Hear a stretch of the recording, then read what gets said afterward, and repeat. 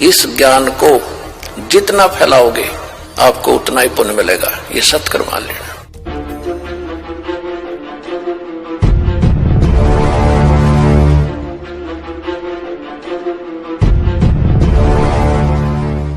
तो दास, आज आपको जो अधिकतर रोगी आते हैं, आत्मा दास की रोती है। यहां तो रोने का समय नहीं मिलता, एकांत में जाकर मैं देखता हूं परमात्मा आपके बच्चों का क्या हाल हो गया है।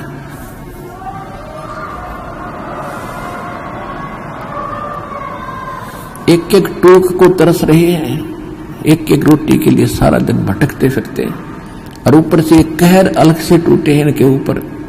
किसी को संतान नहीं, वो उसी दुख में सड़ रहा है, जल रहा है।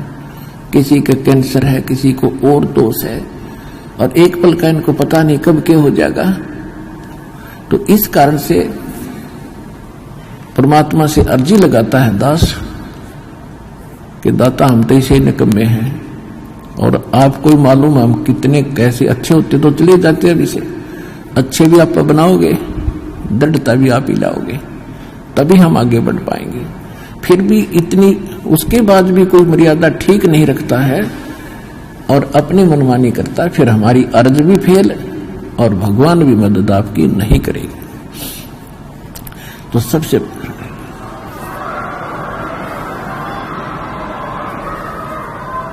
तो कहने का भाव ये है कि जैसे एक भक्त के मतलब अच्छी कितनी इस ज्ञान से कितना फर्क पड़ा। एक भक्त का लड़का ककी अपाहिज था और परमात्मा का नाम लिया उसने, वो आता रहा, कुछ राहत मिली उसको।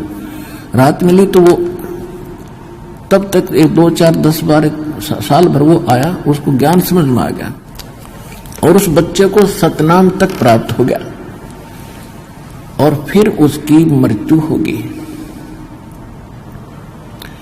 अब उस पिता को कति दुख नहीं था। उसने ये शब्द कहा कि जी आपका बच्चा शरीर छोड़ गया, सतलोक चला गया, वहां भी कोई बात ना, ये तो आत्मा परमात्मा की है और उसने देखना है कि उस अपनी आत्मा को वो कैसे छुड़वाओगा परमात्मा इस काल के जाल से। तो उन्हें बोला जी कति दुख नहीं बने, घनी खुशी हुई एक मेरा बेटा सतनाम लेकर मर गया।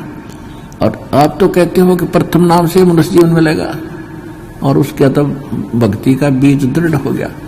तो देखो कितना हल्का हो गया। पहले वो कहर हो रहा था वो बच्चा, उसके लिए एक ज्ञान से हल्कापन और फिर समाधान हो गया। और वो ये गारंटीड बात है, 10 महीने में यही सतलोक आश्रम में दिखा दूंगा उस बालक को, दूर नहीं जाएगा। तो हमारा यहाँ जो मूल सौदा है, जो मूल हम सौदा करते हैं, वो तो इस आत्मा का कल्याण का है, और बाकी जो आपको सुख देंगे हम यहाँ परमात्मा देगा। दास तो देखो परमात्मा ने हमारे इस दास को खूब सतर्क कर रखा है कि अपने ऊपर कभी ना लेना, खुद भगवान ने नहीं ली। परमात्मा की एक वाणी है, सुख देता है दिए जात है, ये दाता दिन रैन, और लोग भरम मोह पे करे ताते नीचे नैन।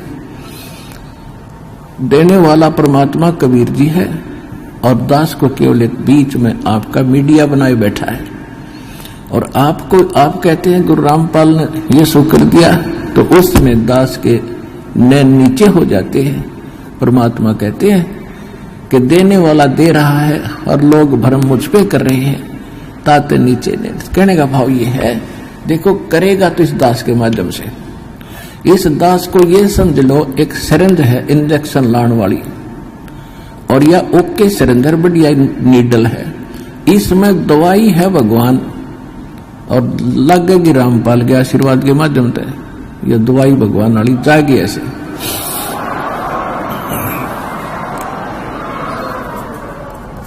तो इस प्रकार आप जी ने पहले तो ज्ञान समझना चाहिए। ज्ञान के ऊपर दास ने जोर दिया है, भगवान का भी आदेश है कि घर घर देखो बोध विचारा, सत्य नाम सब ठोर उचारा। घर घर में ये ज्ञान की चर्चा चलेगी, शुरू होगी। जिस घर में आप जाओगे जाते भगवान के अतिरिक्त कोई चर्चा नहीं सारे दिन, ना तो कोई ताश बत खेला करता, कोई इधर उधर की गप्पे मारा करता, फलाने ने ऐसे कर दिया, धकड़े ने ऐसे कर दिया, ये गप्पे मारा करते घर बैठ के। आज हमें फर्स्ट टाइम है कोई, या तो सुबह का नित्यनेम, दोपहर की रामायणी, शाम की आरती, बीच में मंत्र, हमें इतना बड़ा सिलेबस दे दिया। हमने बकवाद करने का समय को नहीं, और समय मिलता है तो मालिक की चर्चा ही करते और कराते हैं।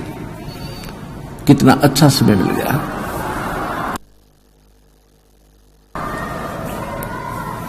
तो कहने का भाव यह है कि पहले इस ज्ञान को समझो और ज्ञान समझ के फिर भक्ति शुरू करो। चाहे कितना भयंकर रोग है, भगवान परमात्मा ने प्रसन्न कर दो।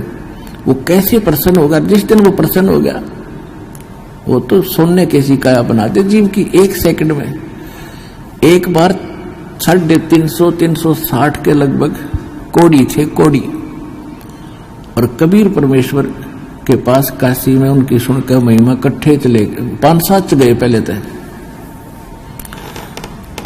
बोला जी हम ऐसे दुखी है और ऐसे है।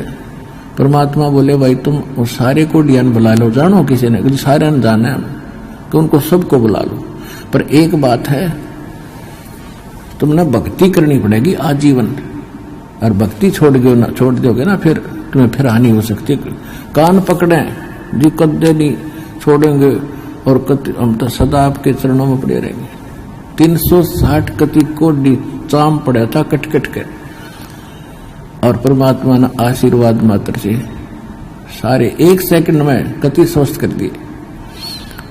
कबीर भगवान ने